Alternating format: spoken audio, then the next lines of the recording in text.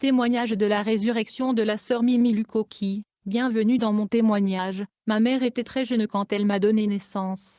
J'étais le dernier des enfants de mon père, 3 mois après ma naissance. Ma mère m'amena au village. Aussitôt que nous sommes arrivés, mon grand-père qui était dans le coutume et tradition familiale, suggéra que je subisse de cérémonies et rituels traditionnels parce que j'étais la première enfant de ma mère. Ainsi je subis 4 rituels et cérémonies traditionnelles. Dans le premier rituel je fus emmenée dans la rivière du village, précisément où il y avait un tourbillon, et pourtant les gens dans ce village disaient qu'il y avait une sirène des eaux dans ce tourbillon. C'est ainsi que mon grand-père me lava dans cette eau du tourbillon, puis les villageois m'ont entouré et ils dansaient des danses traditionnelles bizarres autour de moi. Grâce à ces rituels ma vie allait prendre une autre tournure. Bien-aimé, si vous avez été soumis à une cérémonie ou rituel de coutume traditionnelle, vous aurez besoin de la délivrance, car les coutumes et traditions des nations ne viennent pas de Dieu. Ces rituels et coutumes peuvent bloquer votre vie. Ce fut quand je fus lavé dans le tourbillon de rivière dans mon village natal que la sirène des eaux entra dans ma vie. La sirène entra et s'installa dans mon corps alors que je n'avais que 3 mois, alors que je grandissais. Elle se mit à me manipuler dans un style de vie de fornication et libertinage. Elle domina ma vie depuis l'âge de 3 ans. Alors que je grandissais, je manifestais la beauté de la sirène des eaux, et la séduction me caractérisait. À la fin, le Seigneur qui m'avait mis à part, envoya ses serviteurs pour m'évangéliser. Mais j'ai résisté et rejeté la bonne nouvelle de l'Évangile de façon catégorique. À la suite de cette incrédulité et rejet de la bonne nouvelle, le Seigneur se mit à avertir tout le monde que la mort était aux portes de ma vie. En fait, tout le monde rêvait que j'étais mort. À la suite de ceci, j'avais peur. Finalement, j'ai couru à l'église pour échapper la mort. Bien que j'ai pris refuge à l'église pour échapper l'esprit de mort, je suis quand même tombé victime de la mort. En effet, alors que je dormais à l'église pour la prière de délivrance, la mort me frappa. Ce jour-là, alors que je dormais, j'ai vu un être de lumière atterrir devant moi. Quand je l'ai vu, j'ai eu peur. Il me tenut par la main.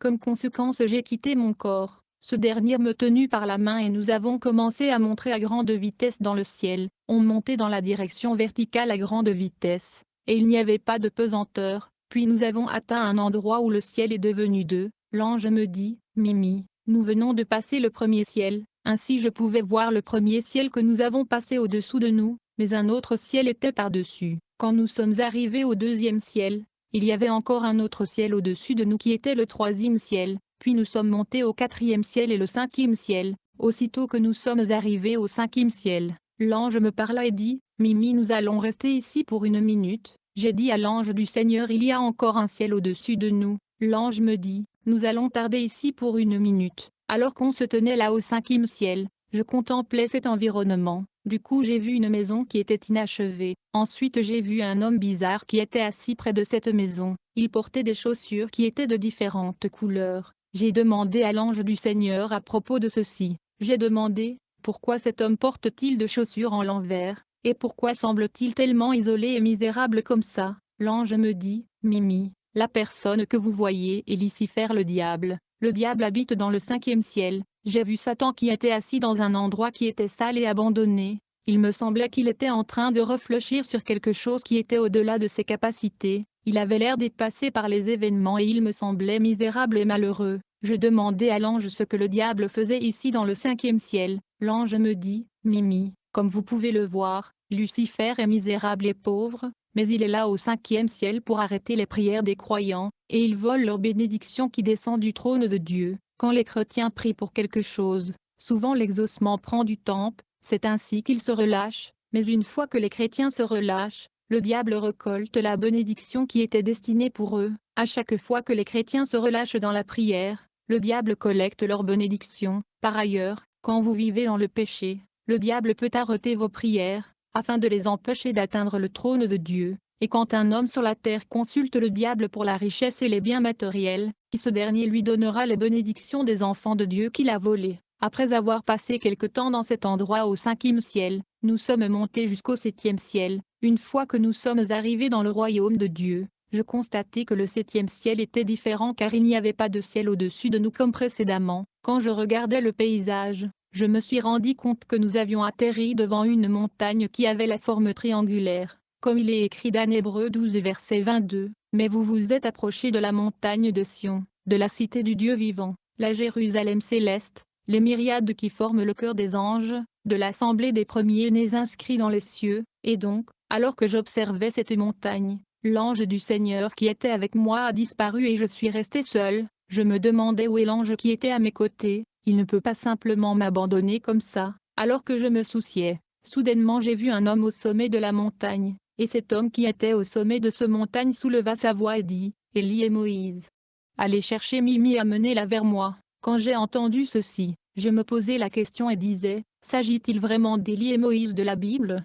Ou des personnes ayant leur nom? Alors que je me posais de questions sur ces deux prophètes, j'ai vu deux individus venir vers moi. Ces hommes qui étaient à vrai dire les prophètes et patriarches bibliques me transporta au pied de la montagne triangulaire. Il y avait une chaise près de cette montagne. Ensuite les deux prophètes m'ont recommandé de m'asseoir sur cette chaise et attendre le Seigneur qui était au-dessus de la montagne. Une fois que je me suis assis sur cette chaise ils ont disparu, alors que j'étais assis en attente de l'arrivée de l'homme que j'avais vu au-dessus de la montagne. Quelques minutes plus tard, je pouvais attendre de pas lourdes derrière moi qui s'approchaient vers moi, comme si une créature volumineuse venait où j'étais assis. Quand je me suis retourné pour voir qui venait vers moi, à ma grande surprise j'ai vu un lion qui venait vers moi. J'avais peur, j'étais dans la terreur et l'effroi. C'est ainsi que je me suis mis à prier. Alors que je priais, ce lion me regardait, puis il me dit, « Mimi, venez entrer dans ma bouche. » Je lui ai demandé, « Comment ?»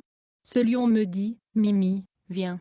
Je vais te faire une nouvelle créature. » Étant donné que je n'étais pas un chrétien, je ne pouvais comprendre la signification de tout ceci. Puis le lion ouvra sa gueule et je fus attiré vers lui. Alors que j'étais attiré vers ce lion, j'ai fermé mes yeux pour ne pas voir ce qui allait se passer. C'est comme ça que je suis entré dans la gueule de ce lion. Du coup il a disparu. Quand il a disparu, je me suis rendu compte que je me tenais là seule. Soudainement l'ange qui était venu me prendre réapparut. J'ai commencé à palabrer avec lui. Je lui ai dit, « Comment pouvez-vous m'abandonner comme ça? J'ai été avalé par un lion ici, et si j'étais mort, qu'allez-vous dire à ma famille? Si vous étiez ici le lion n'allait pas m'avaler, je ne vous comprends pas. » L'ange du Seigneur m'écoutait silencieusement, puis il me tenut par la main, et nous avons voyagé jusqu'à une bifurcation où la route se sépara en deux. Il y avait des anges vêtus de blanc à la bifurcation. La route qui allait à gauche conduisait vers le séjour des morts, et était gardée par des démons vêtus en noir. Ils étaient bizarres et ils tenaient des fouets dans leurs mains, et la route qui allait droit conduisait au lieu de repos,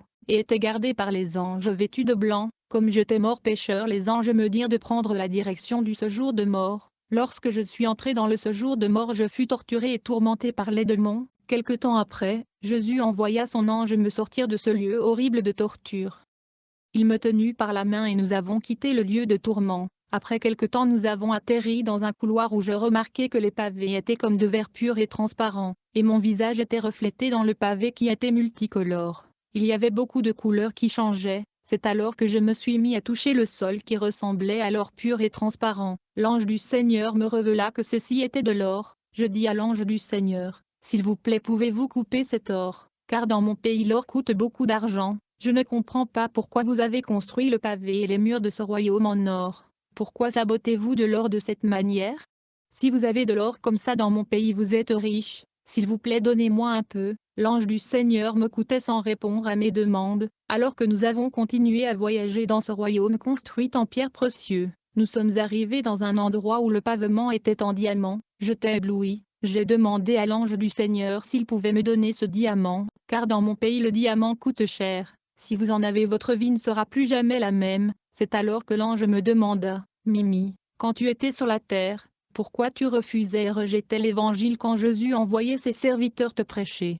Mimi, quand les hommes de Dieu vous prêchent que vous allez marcher sur l'or et le diamant dans les cieux, vous ne le prenez jamais au sérieux. » Je dis à l'ange, « Pourquoi tu me fais ça? S'il te plaît, coupe juste un peu le diamant pour moi. Vous le sabotez ici mais il a de la valeur dans mon pays. » L'ange me dit, « Mimi, quand tu retournes sur terre, dis aux enfants de Dieu ce que tu as vu. » Plus tard nous avons atteint une portail construit en pierre précieuse. L'ange m'a demandé de frapper à la porte. Je l'ai fait, mais personne n'a ouvert. Puis l'ange frappa à la porte. Puis quelqu'un l'a ouvert. C'est ainsi que nous sommes entrés. Aussitôt que nous sommes entrés dans ce compartiment, j'ai vu un homme assis sur un trône. Je ne pouvais pas voir son visage complètement, car il regardait dans une autre direction. Je voyais juste un côté de son visage. Puis l'ange m'a demandé, « Mimi, connaissez-vous l'homme qui est assis sur le trône? » J'ai répondu à l'ange que je ne le connaissais pas. Je ne peux même pas voir son visage, Mais l'ange me demanda pour la deuxième fois, Mimi, connaissez-vous l'homme qui est assis sur le trône?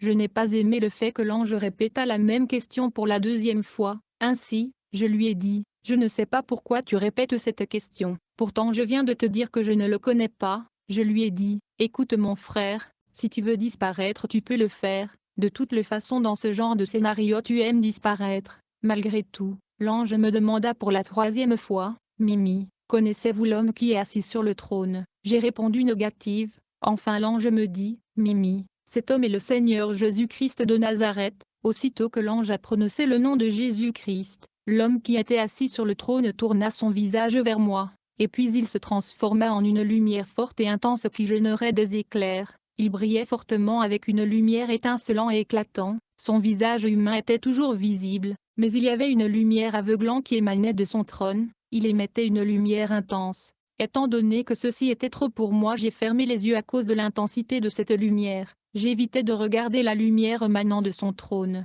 puis j'ai vu devant son trône comme une table, et sur cette table il y avait 2 livres et une épée, puis l'homme qui était assis sur le trône m'appela par mon nom, sa voix était explosive comme des coups de tonnerre. Jésus me dit, Mimi, pourquoi ne peux-tu pas te repentir? Je ne t'ai pas créé comme ça, mais voilà comment tu es devenue. Jésus me dit, Mimi, je t'avais mis à part et tu vas me servir. Bien-aimé, quand Jésus parle, tu ne peux pas parler ou se déplacer, vous n'avez aucune idée sur lui. Sa voix retentit comme le coup de tonnerre explosive. Après cette adresse, Jésus retourna s'asseoir sur son trône. Ce qui est vrai au sujet de Jésus est qu'il change son apparence en tout temps, et quand il était assis sur son trône, j'ai remarqué que la lumière qui manait de son trône changeait de couleur. C'était éblouissant et terrifiant de voir tout ceci. Après qu'il a pris place, je pouvais constater que Jésus avait 4 faces. Le premier face était celui du lion, la seconde était celui de l'aigle, le troisième était celui de l'homme, son quatrième face était celui de l'agneau. Autour de lui étaient des gens qui étaient comme en train de faire le protocole.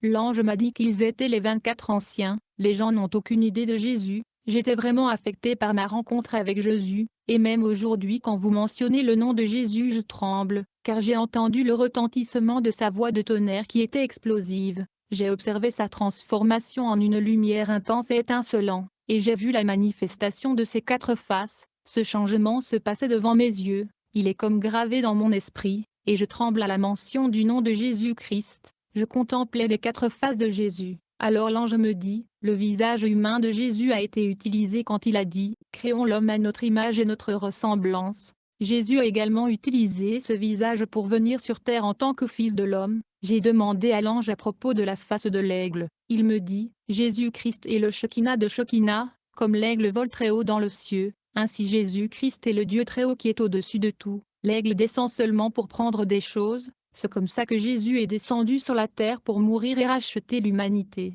Puis j'ai demandé l'ange à propos de la face de lion. L'ange me dit, Mimi, vous souvenez que vous avez été englouti par le lion? Oui, Jésus est le lion de Juda. Enfin l'ange me dit, la face de l'agneau représente l'immolation de l'agneau de Dieu et l'expiation du péché. Cette visite du trône de Jésus restera pour toujours gravée dans mon esprit. Nous étions sur le point de quitter la cour royale du trône de Jésus quand j'ai demandé à l'ange d'attendre pour quelques minutes, puis je lui ai demandé à propos des choses qui étaient sur la table de Jésus. L'ange me dit que l'épée sur la table est la parole de Dieu. La Bible dit, prenez l'épée de l'Esprit qui est la parole de Dieu. Ensuite l'ange me parla à propos de 2 livres qui étaient sur la table. Un était le livre de souvenirs et l'autre est le livre de vie de l'agneau. Quand j'ai contemplé dans le livre de souvenirs j'ai vu des noms, mais certains noms étaient effacés. L'ange me dit, Mimi, quand vous venez à l'église ceci est enregistré, lorsque vous servez le Seigneur cela est enregistré, quand vous donnez pour l'œuvre de Dieu cela est également enregistré dans ce livre.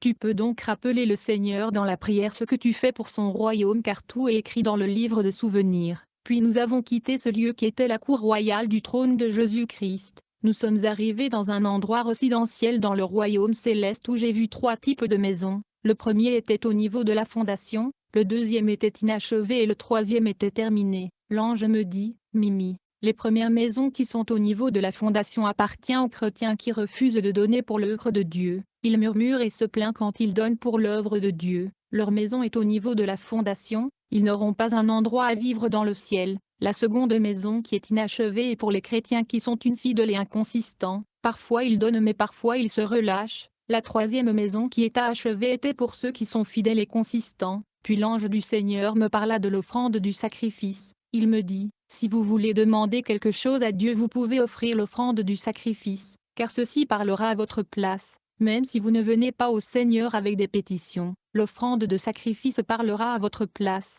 car dans le sacrifice il y a toujours une voix qui se lève. Dans la Bible, Lot avait offert cette offrande de sacrifice. Quand les habitants de Sodome et Gomorrhe sont venus contre les visiteurs qu'il avait accueillis, il proposa de les donner ses 2 filles qui étaient vierges. Pourtant ces filles étaient précieuses pour lui, mais il a quand même proposé de sacrifier ce qui était précieux pour lui. Comme résultat, il fut sauvé par les anges, qui lui ont ordonné de quitter la ville car le jugement de Dieu était imminent. Après m'avoir parlé de l'offrande de sacrifice, cet ange qui était mon compagnon a disparu. Immédiatement Jésus-Christ atterrit. Je ne savais pas que cet homme était Jésus-Christ car j'étais un païen, et je ne comprenais rien. Je voyageais dans le monde spirituel avec cet homme qui plus tard se transforma à un grand aigle et me demanda de monter sur son dos, et de tenir les ailes du grand aigle qui était Jésus-Christ lui-même. Plus tard Jésus reprit sa forme humaine. Alors que nous nous déplacions dans le monde des esprits, Jésus fut un signe avec sa main. À la suite de ceci un écran est apparu. Sur cet écran, j'ai vu un squelette qui tenait un trident, mais il était dans un cage qui était scellé et bien fermé. J'ai demandé à Jésus, qui est ce squelette? Il m'a répondu que c'était le Seigneur de la mort. Je lui ai demandé, Seigneur de la mort? Ça veut dire quoi Seigneur de la mort? Tu veux dire littéralement la mort? Jésus m'a répondu, absolument.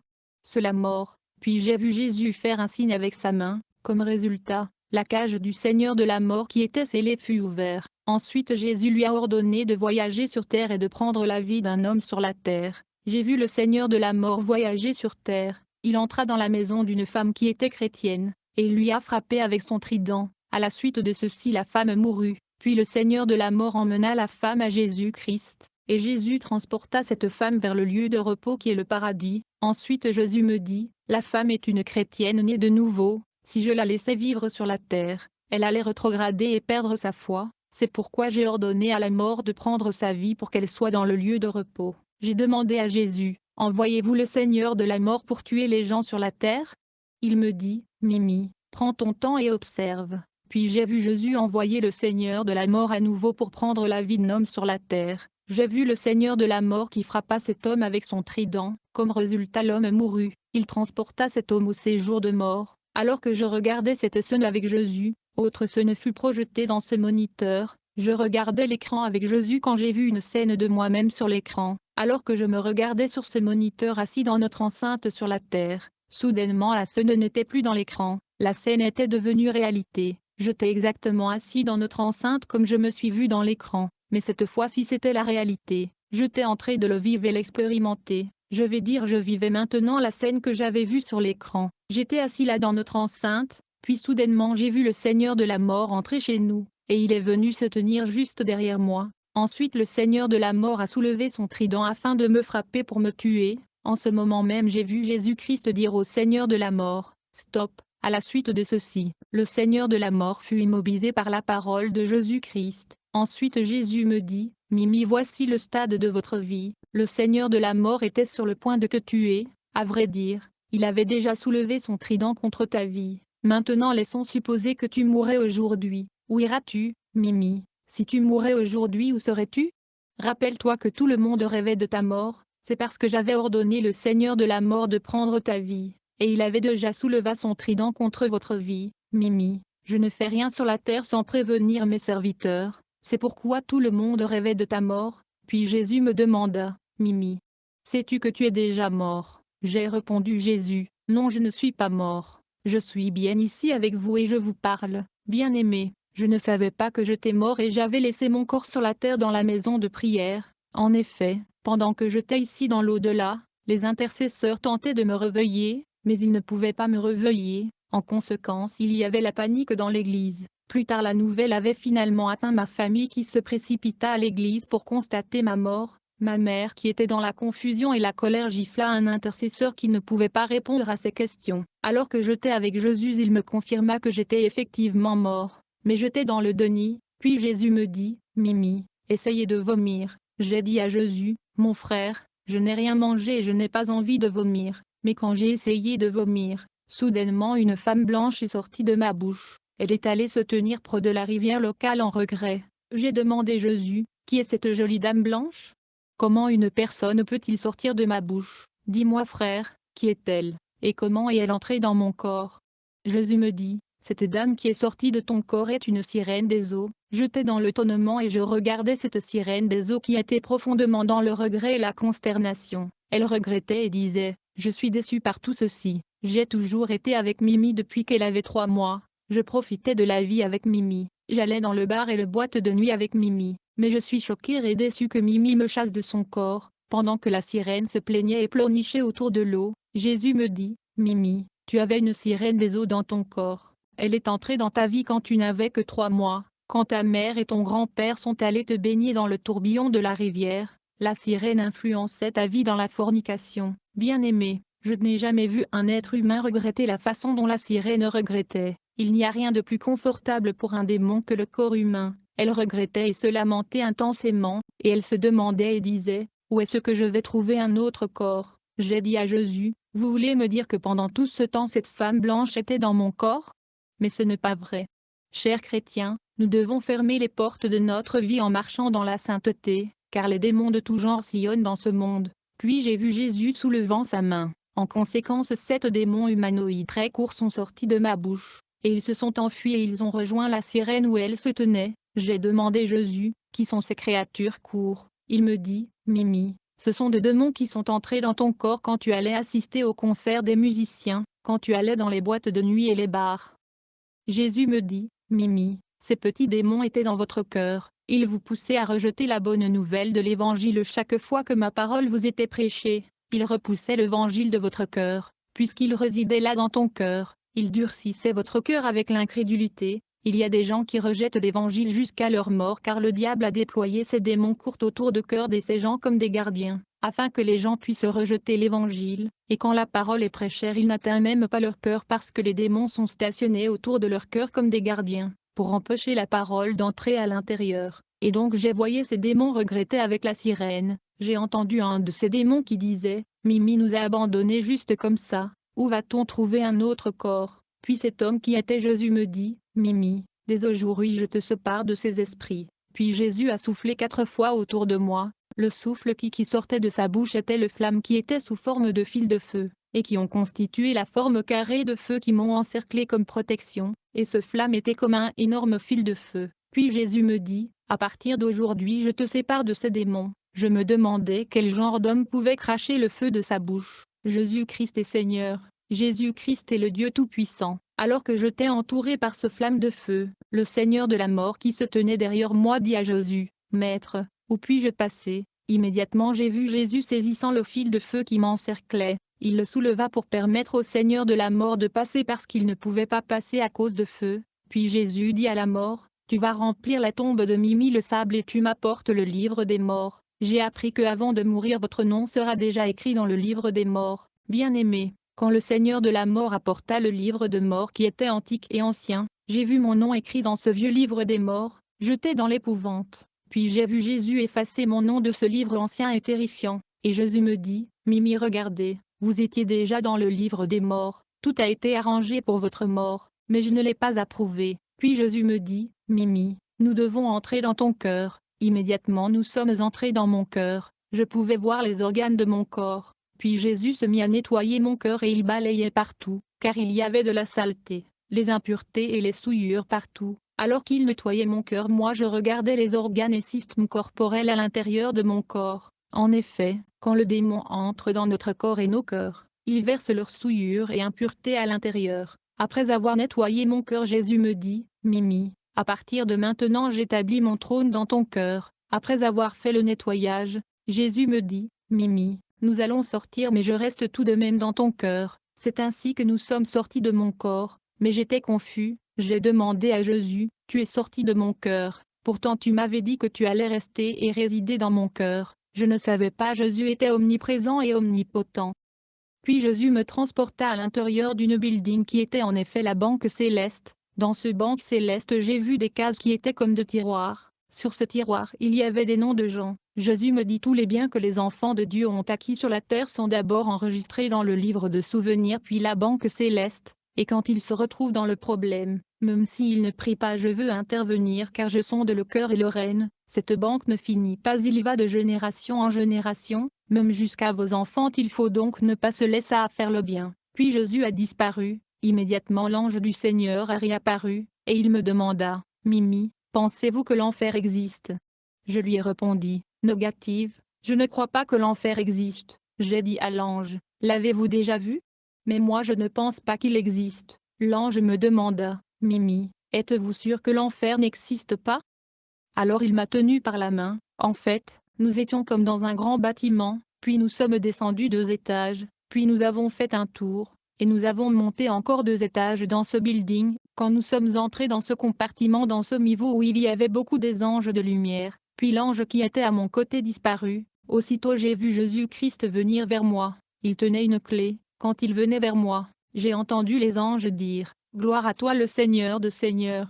Les gens louaient cet homme, mais moi je ne savais pas que cet homme était Jésus lui-même. Il me demanda, Mimi, es-tu sûre que l'enfer n'existe pas? J'ai dit non, je ne crois pas. À vrai dire, je disais dans mon cœur, je ne crois pas l'enfer existe. Bien que les gens sur la terre en parlent souvent, je parlais dans mon cœur et disais qu'il n'y a sûrement pas un tel endroit. C'est alors que j'ai vu dans cet endroit comme un bâtiment qui ressemblait à un réservoir ou un citerne qui pénétrait profondément sous le sous-sol. Il était énorme, à la dimension et la taille du stade de football, c'était comme un citerne ou réservoir. Puis j'ai remarqué qu'il y avait un cadenas massif au-dessus de ce citerne ou réservoir qui était scellé. Aussitôt j'ai vu Jésus-Christ enlever le cadenas massif qui scellait ce citerne avec son doigt. Comme conséquence j'ai vu le feu s'exploser et jaillir de cet endroit. Il y avait des détonations et des explosions insupportables. En effet, cet endroit était une de portails du lac de feu et du soufre. Alors que l'ouverture de ce portail était ouverte, j'entendais le feu qui grondait avec des explosions et des détonations. Puis Jésus ordonna aux anges de me jeter à l'intérieur du lac de feu pour 1 seconde. C'est ainsi que les anges me jeta à l'intérieur du lac de feu et du soufre. Après m'avoir jeté dans cet océan de feu pendant quelques secondes, ils me sortirent. Bien-aimés, imaginez un océan de lave qui s'explosait comme des bombes et même plus que le volcan. Le feu était en train de bouillir. Pendant que je pleurais, Jésus me demanda, avez-vous vu quelque chose à l'intérieur du lac de feu? Avez-vous vu du bois ou la fumée là-bas? J'ai dit non, il n'y avait rien et personne dedans. Jésus me dit, ceux qui vivent dans le péché seront comme du bois dans ce feu. Il me dit, Mimi, si tu ne changes pas ton mode de vie, tu vas finir ici. Il aurait été préférable pour toi de ne pas naître. Tandis que Jésus parlait, la porte du lac de feu était toujours ouverte, et j'étais mal à l'aise à cause des détonations et des explosions qui provenaient de l'ouverture de la citerne, qui était en fait une entrée dans le lac de feu. Je voulais que Jésus ordonne à ses anges de le fermer le plus tôt que possible. Jésus me dit, il n'y a personne à l'intérieur du lac de feu et du soufre, mais ceux qui vivent dans le péché seront comme le bois dans le lac de feu. Ceux qui sont dans le séjour de mort seront jetés dans ce lac de feu et du soufre avec Satan qu'ils sont suivis. Chers chrétiens, si le péché s'attache à vous bien que vous avez renoncé, si vous ne pouvez pas abandonner chercher la délivrance, vous ne pouvez pas imaginer le lac de feu qui est en train de bouillir plus que la lave du volcan. Jésus m'a demandé, Mimi, avez-vous aimé cela? J'ai répondu non. Alors Jésus-Christ a disparu, puis l'ange du Seigneur qui était mon compagnon a réapparu. J'ai commencé à palabrer avec lui. Je lui dis, pourquoi est-ce que à chaque fois une mauvaise chose m'arrive tu es absent? Je ne vois pas ton importance. On vient juste de me jeter en enfer. Où étais-tu? L'ange m'écoutait silencieusement.